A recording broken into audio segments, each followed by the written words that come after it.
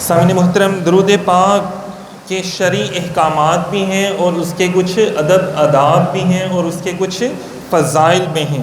سامعین محترم، درود پاک پڑھنا فرض بھی ہے۔ یہ ایک ایسا عمل ہے جو فرض بھی ہے، کم از کم پوری زندگی میں ایک مرتبہ پڑھ لینا فرض ہے۔ جیسے نماز پڑھنا فرض ہے نا، اسی طرح درود و سلام کم از کم زندگی میں ایک مرتبہ پڑھ لینا فرض ہے۔ لیکن آپ سوچیں کہ آپ کی زندگی تو حضور کے صدقے سے ہے۔ آگے میں ابھی آپ کے سامنے ایک روایت بیان کروں گا کہ حضور نے فرمایا کیسے کہ سارا ٹائم درود پڑھو تو اسی سے سارے مسئلے حل ہو جائیں گے۔ تو بہرحال ہمیں ایز اے امتی اتنا کرم، اتنا جود و سخا سرکار کا ہمارے اوپر ہے، اتنی رحمت ہے، تو ہماری تو ہر سانس سے درود و سلام نکلنا چاہیے۔ تو بہرحال ایک مرتبہ کم از کم پڑھنا فرض ہے۔ اسی طرح واجب بھی ہے، سنت بھی ہے، مستحب بھی ہے۔ ایک اور بات بتاؤں کہ مکروہ بھی ہے اور حرام بھی ہے کسی کسی جگہ پڑھنا۔ مکروہ بھی ہے اور کسی جگہ پہ پڑھنا حرام بھی ہے۔ یہ کتابوں میں لکھا ہے علماء کرام نے، جہاں پہ نبی پاک صلی اللہ علیہ وسلم کا نام مبارک بار بار آئے، جس محفل میں ہم بیٹھتے ہیں نا اکثر پڑھتے ہیں، تو وہاں پر بار بار درود و سلام پڑھنا یہ واجب ہے۔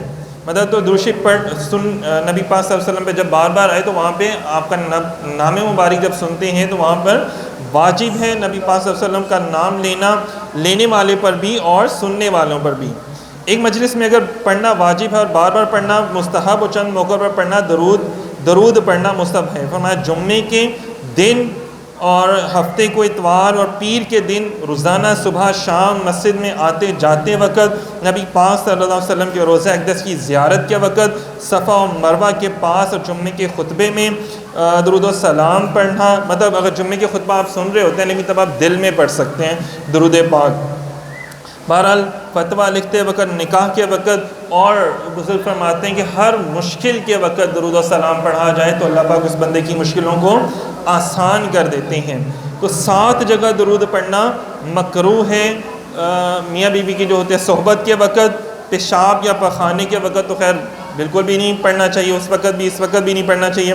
تجارت کے مال کو بعض کا لوگ کہتے ہیں یار یہ مال بڑا اچھا ہے، میں درود و سلام پڑھتا ہوں، یہ مال بڑا اچھا ہے، تو درود پڑھ کے اپنے مال کو پیش کرنا، بیچنا، یہ غلط ہے۔ ہاں، اس نیت سے درود پڑھنا کہ دل میں کہ اللہ باجی میرا مال سیل ہو جائے، میری تجارت ہو جائے اچھی، تو یہ صحیح ہے۔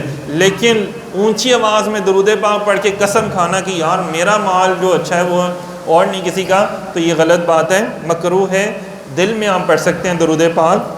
پھسلنے کے وقت، تعجب کرنے کے وقت، ذبح کرنے کے وقت تو اور چھینک آتے وقت یہ مکروہ ہے۔ 3 جگہ پر درود پڑھنا تو حرام ہے جب تاجر، وہی بات جو میں نے ابھی کہی، کیونکہ اپنی چیز خریدار کو دکھائے اور اس کی عمدگی بتانے کے لیے درود پاک پڑھے۔ کسی مجلس میں کوئی بڑا آدمی آ جائے تو اس کی آمد کی خبر دینے کے لیے درود پڑھے، جیسے کوئی میاں صاحب آ جائیں، وزیر صاحب آ جائیں، کوئی MP MNA آ جائے تو میں درود و سلام پڑھنا شروع کر دوں، بھائی وہ اسی کیا اوقات ہے اس بندے کی؟ درود تو صرف حضور کی آمد پر پڑھا جاتا ہے نا۔ اسی طرح فرض نماز کی اتحیات میں جب نبی پاک صلی اللہ علیہ وسلم کا نام پاک آئے تو درود پڑھنا ناجائز ہے، کیونکہ آپ اس میں درود تو آلریڈی پڑھ رہے ہیں، اللہم صلی علی محمد وعلی آل محمد، تو اس میں نبی پاک صلی اللہ علیہ وسلم کا نام مبارک آیا ہے نا، لیکن یہ ہے تو درود پاک ہی ہے نا، یہ تو بذات خود ہی درود پاک ہے، تو اس میں پڑھنا ناجائز ہے کیونکہ یہ آلریڈی درود ہے، اس لیے تو اس میں نماز میں اتحیات کے بعد درود شریف پڑھنا سنت ہے۔ جو اتحیات کے بعد ہم درود شریف پڑھتے ہیں نماز کے اندر وہ سنت ہے۔ بہرحال یہ چیزیں بھی ہمیں پتہ ہونی چاہیے کہ کہاں پہ ہمیں درود پاک نہیں پڑھنا چاہیے اور کہاں پہ ہمیں درود پاک پڑھنا چاہیے۔ درود شریف کتنا پڑھنا چاہیے؟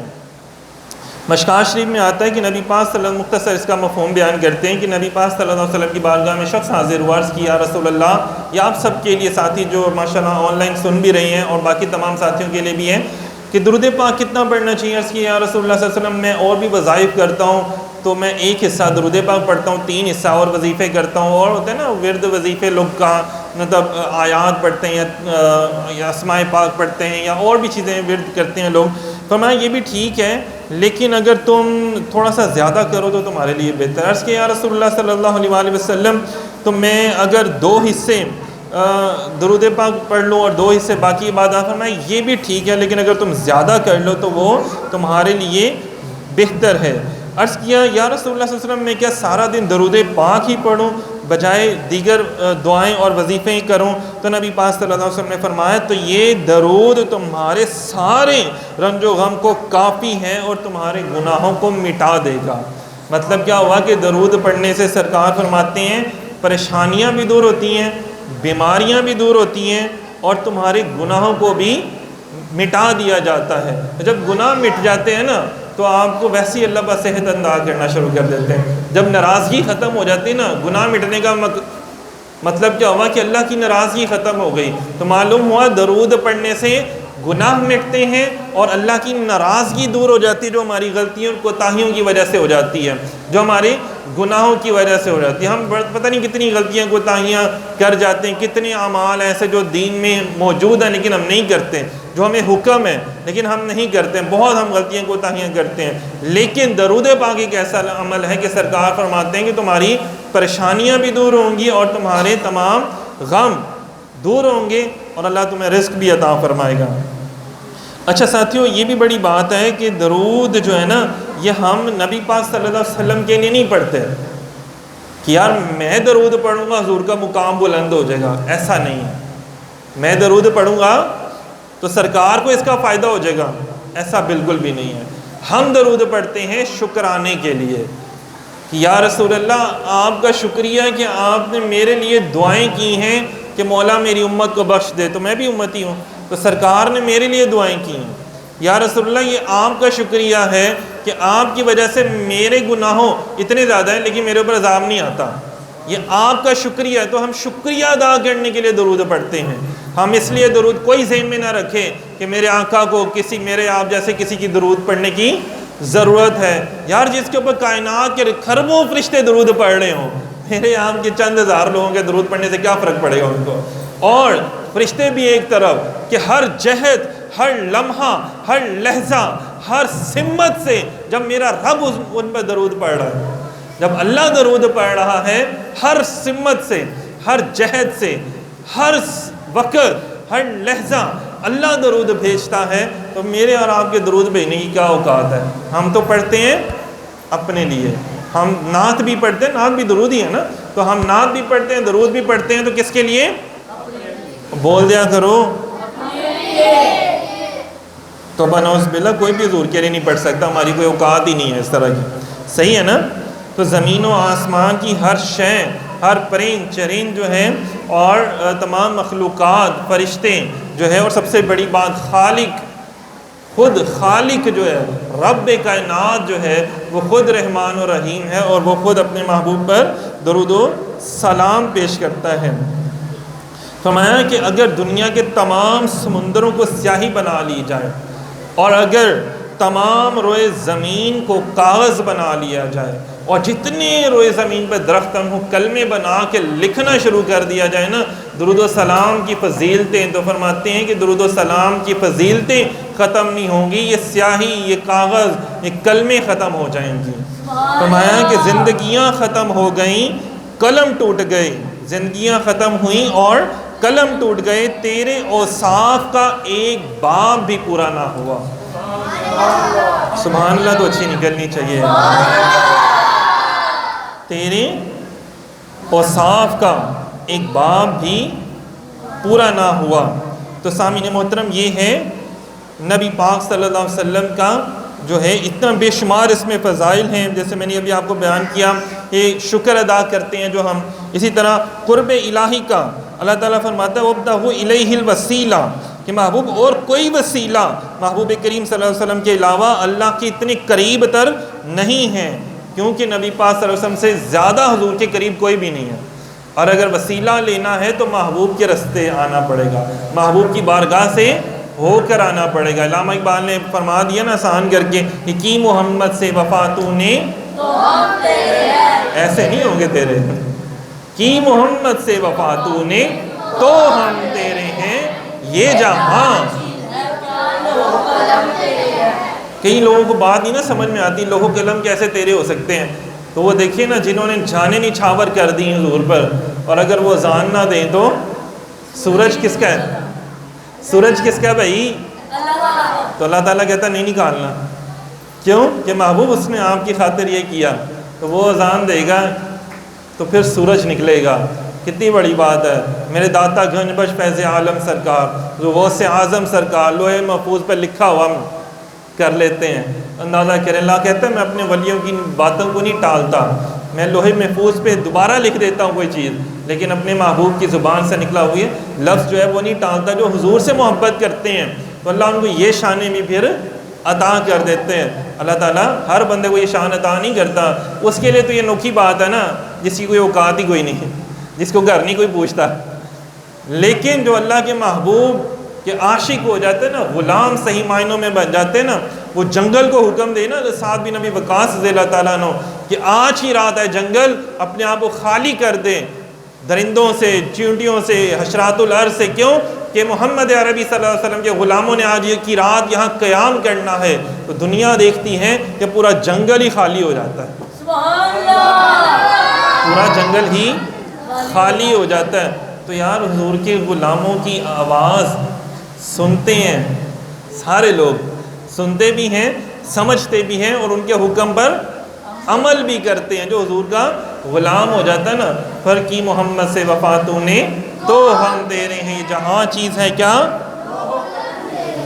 یہاں دیکھیں کہ کتاب میں آتا ہے کہ اللہ تعالیٰ نے حضرت موسیٰ علیہ السلام کی طرف بھی وحی فرمائی کہ اے موسیٰ کیا تمہاری خواہش و آرزو ہے کہ میں تجھ سے قریب ہو جاؤں؟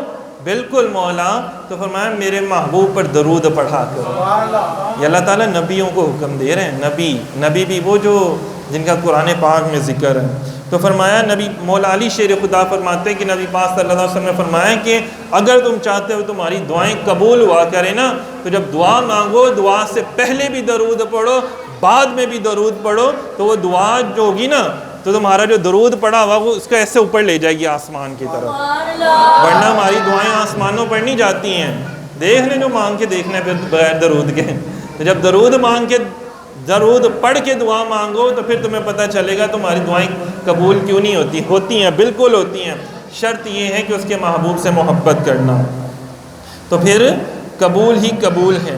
اچھا، بندہ اپنے رب کی عبادت کرتا ہے، ہم نماز پڑھتے ہیں، روزہ رکھتے ہیں، حج کی سعادت حاصل کرتے ہیں، لیکن یہ تمام عبادات کرتے ہیں ہمیں کنفرم نہیں ہے، اس کی شان ہے قبول کر لے، نہیں تو نہ کرے۔ روزہ ہے نا، خالصاً اللہ کی پتہ ہوتا ہے، اللہ کو پتہ ہوتا ہے کہ بندے نے روزہ رکھا کہ نہیں رکھا۔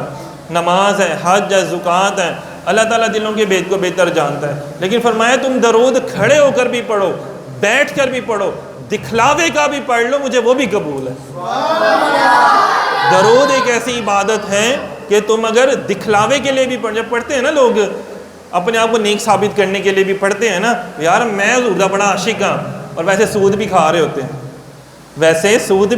ہیں، اپنے گھر والوں سے بھی سلوک نہیں اچھا ہوتا، باہر بھی لڑ رہے ہوتے ہیں، لیکن درود بھی پڑھ رہے ہوتے ہیں، اللہ تعالیٰ وہ بھی قبول کر لیتا ہے۔ کیا پتہ درود کے صدقے سے اللہ اس کے اعمال بھی بہتر کر دیں، اور درود کے صدقے سے اللہ ضرور بہتر کرتا ہے اعمال بھی۔ بہرحال اس بندے کو ضرور اللہ پاک ہدایت بھی عطا فرماتے ہیں۔ تو معلوم ہوا کہ درود ایک ایسی عبادت ہے جو قبول ہی، چاہے بیٹھ کے پڑھو، چاہے لیٹ کے پڑھو، چاہے کھڑے ہو کے پڑھو، چاہے باوضو پڑھو، چاہے بغیر وضو کے بھی پڑھو، پھر بھی میرا رب جو ہے اس کو قبول۔ آپ نے دیکھا پوری دنیا میں نے تو آج تک نہیں پڑھا، اگر آپ نے پڑھا ہو تو مجھے بتائیے گا، میں نے تو آج تک نہیں پڑھا کہ پوری دنیا میں کوئی ایک بندہ ہو جس کا بہت زیادہ ذکر ہوتا ہو، سوائے میرے آقا کے، سوائے میرے کریم اور لجپال آقا کے۔ پوری دنیا میں آج تک جب سے دنیا بنی ہے اتنے انبیاء آئے، اتنے اولیاء، اتنے سائنٹسٹ، پروفیسر، ڈاکٹرز، کتنے لوگ پیدا ہوئے، لیکن پوری کائنات میں صرف ایک ہستی کا سب سے زیادہ ذکر ہوتا ہے، اور وہ کون ہے؟ محمد عربی، محمد مصطفیٰ صلی اللہ علیہ وآلہ وسلم، کہ صرف نبی پاک صلی اللہ علیہ وسلم کا ہی پوری دنیا میں بولتے ہیں ذکر ہوتا ہے۔ نبی پاک صلی اللہ علیہ وسلم نے فرمایا، حضرت ابو ہریرہ رضی اللہ تعالیٰ عنہ فرماتے ہیں کہ جو شخص درود ایک مرتبہ درود مجھ پر پڑھتا ہے، اللہ پاک 10 درود اس پر پڑھتا ہے۔ سمجھ نہیں آئی؟ میں نے آپ کو کیا کہا تھا؟ اللہ کا درود پڑھنا کیا ہے؟ تعریف کرنا۔ اللہ کا درود پڑھنا کیا ہے؟ برکتیں عطا کرنا۔ وسعتیں عطا کرنا۔ تو جب ہم درود پڑھتے ہیں، سرکار فرما رہے ہیں کہ جب میرا کوئی امتی مجھ پر ایک مرتبہ، 10 کی بات نہیں ہو رہی، 100 مرتبہ پڑھنے کی بات نہیں ہو رہی ہے۔ یہ جو ابھی ہم نے ماشاءاللہ گوشہ درود کی محفلوں کا آغاز کیا ہے نا، تو اس میں کئی ساتھیوں نے 100 دفعہ بھی شرمندگی میں لکھوایا، یار ہم نے کم پڑھا درود، تو لکھ لیں ہمارا۔ نہیں، یہ دیکھیں 100 مرتبہ بھی بہت زیادہ ہے، ایک مرتبہ کی بات کر رہا ہوں۔ سرکار فرماتے ہیں کہ ایک مرتبہ جو درود پڑھتا ہے تو کیا ہوتا ہے؟ اللہ بھی اس پر درود پڑھتا ہے۔ تو ایک مرتبہ درود پڑھنے سے اللہ آپ کے اوپر 10 مرتبہ درود پڑھتا ہے۔ تو اللہ کا درود پڑھنا کیا ہے؟ آپ کے اوپر برکتیں آ جاتی ہیں، آپ کے اوپر فضل آ جاتا ہے، آپ کی دعائیں قبول ہونا شروع ہو جاتی ہیں، آپ سے مشکلیں ہٹا دی جاتی ہیں، آپ کی روح کو لطافتیں اللہ عطا کرنا شروع کر دیتا ہے۔ تو یہ کیا ہے؟ ایک مرتبہ درود پڑھنے کا۔ اسی طرح روایات میں آتا ہے کہ اللہ رب العزت نے ایک فرشتہ بنایا جس کی بہت زیادہ ہاتھ اور بہت زیادہ انگلیاں۔ سرکار مدینہ علیہ السلام معراج کی رات جب تشریف لے کر کے پوچھا کہ یار اللہ تعالیٰ نے تمہیں یہ دیا ہے تو اس کا کوئی مطلب تو ہوگا نا، ہر چیز کا کوئی مطلب ہوتا ہے۔ فرمایا یا رسول اللہ صلی اللہ علیہ وسلم بالکل، اللہ رب العزت نے مجھے اتنے ہاتھ اتنی انگلیاں عطا فرمائی ہیں تو میں آسمان کے ستارے گن کے بتا سکتا ہوں، انسانی جسم پر موجود بال جو ہے نا وہ گن کر بتا سکتا ہوں۔ یا رسول اللہ میں آسمان سے جو بارش کے قطرے زمین پر برستے ہیں وہ میں گن کے بتا سکتا ہوں۔ تو رسول اللہ صلی اللہ علیہ وسلم نے فرمایا کہ فرشتے کوئی تو چیز ہوگی جو تیرے علم سے باہر ہو۔ فرمایا بالکل یا رسول اللہ صلی اللہ علیہ وسلم، اگر آپ کا ایک امتی کوئی آپ کے اوپر ایک مرتبہ درود و سلام پڑھے صدقے دل سے تو اللہ رب العزت اس پر جو رحمتوں کی بارش کرتا ہے وہ میرے علم سے باہر ہے۔ اندازہ کریں یہ کتابوں میں، احادیث کی کتابوں میں موجود ہیں یہ تمام باتیں کہ ہم کتنے خوش نصیب ہیں کہ ایک بھی سجدہ ہو جائے تو وہ جو ادا ہو جائے، جو قبول ہو جائے۔ تو ایک مرتبہ بھی درود ایسا پڑھا جائے زندگی میں کہ جو قبولیت کا درجہ رکھ لینا، جو قبول ہو جائے۔ سمجھ لیں درود و سلام جب پڑھ رہے ہو نا تو تھوڑا سا خاموشی سے بیٹھ کر ادب سے مواجہ شریف کے سامنے، جالی مبارک کے سامنے کھڑے ہو جایا کریں بعض اوقات نا، کیونکہ وہاں پہ لوگ کھڑے ہوتے ہیں تو کھڑے ہو جایا کریں ادب سے، بند کمرے کے اندر بیٹھ کے نا یا کھڑے ہو کے ہاتھوں کو باندھ کے پڑھیں مصطفیٰ جان رحمت پہ لاکھوں سلام، مصطفیٰ جان رحمت پہ لاکھوں سلام، وہ ہمارے نبی ہم ان کے امتی، امتی تیری قسمت پہ لاکھوں سلام، امتی تیری قسمت پہ لاکھوں سلام ہے۔ کس کی کیوں ہمارے اوپر سلام بھیجا جا رہا ہے؟ کیونکہ ہم سرکار کے غلام ہیں، جو سرکار کے امتی ہو جاتے ہیں پھر ساری دنیا اس کے لیے دعا کر رہی ہوتی ہے۔ تو یہ کتنی بڑی سعادت ہے، یہ کتنا بڑا اللہ تعالیٰ کا خاص کرم ہے۔ اس لیے کسی نے کیا خوب فرمایا کہ جب درود پڑھتے ہیں تو اجرت ملتی ہے، اور جب سلام پڑھتے ہیں تو قربت ملتی ہے۔ تو جو عاشق لوگ ہوتے ہیں نا، جب وہ درود پڑھتے ہیں وہ اجرت کے لیے نہیں پڑھتے کہ یار میں درود پڑھوں گا اتنی رحمتیں آئے گی، حساب کتاب نہیں کرتے۔ میں درود پڑھوں گا اتنے میرے گناہ بخشے جائیں گے، دیکھیے میں نے آج 500 دفعہ درود پڑھا تو میرے 500 گناہ معاف ہو گئے، 500 نیکیاں لکھی گئیں۔ وہ اس لیے درود نہیں پڑھ رہے ہوتے ہیں کہ میرے اوپر رحمتوں کا نزول ہوگا، وہ تو اپنے آقا پر درود اس لیے پڑھ رہے ہوتے ہیں کہ مجھے حضور کی نسبت عطا ہو جائے گی، مجھے حضور کی قربت عطا ہو جائے گی، مجھے میرے آقا کا دیدار عطا ہو جائے گا۔ جس نے حضور کا دیدار کرنا ہوتا تھا نا وہ صحابی درود و سلام زیادہ پڑھا کرتے تھے تو ان کو حضور کا دیدار عطا ہو جایا کرتا تھا۔ تو یہ دیکھیں کتنی بڑی بات ہے کہ جو عاشق درود پڑھتے ہیں ثواب کی نیت سے نہیں بلکہ قرب کی نیت سے، بلکہ حضور کے دیدار کی نیت سے کہ میرے آقا بھی مجھے جواب تو دیتے ہوں گے، کہ مولا میرے کانوں کو بھی وہ سماعتیں عطا فرما دیں کہ میرے کان بھی حضور کی آواز مبارک، حضور کا جواب جو آتا ہے درود و سلام کا، جب میں پڑھتا ہوں الصلاۃ والسلام علیک یا رسول اللہ، تو جو جواب سرکار عطا فرماتے ہیں مولا میرے کانوں کو بھی وہ سماعت عطا فرما دے کہ میں بھی اپنے آقا کی آواز سن سکوں۔ اللہ کریں کتنی بڑی بات ہے کہ جب سلام سے تعلق بنتا ہے نا، اور جب تعلق بنتا ہے تو پھر بڑے بڑے معاملات جو ہیں وہ انسان کے حل ہو جاتے ہیں۔ تو اس لیے پوری دنیا میں جو عاشقان رسول ہیں وہ کیا کہتے ہیں الصلاۃ والسلام علیک یا رسول اللہ وعلی آلکا و حبیبک یا حبیب اللہ الصلاۃ والسلام علیک یا سیدی یا رسول اللہ وعلی یا رحمت للعالمین یا راحت العاشقین یا مراد المشتاقین یا شمس العارفین یا سراج السالکین یا مصباح المقربین یا رحمت للعالمین یا خاتم النبیین یا جدی حسن والحسین یا جدی حسن والحسین یا جدی حسن والحسین۔ سامعین محترم، دعا کرتے ہیں کہ اللہ رب العزت مجھے آپ کو ہم سب کو گوشہ درود کی پیاری پیاری محافل سجاتے رہنے کی توفیق عطا فرمائے۔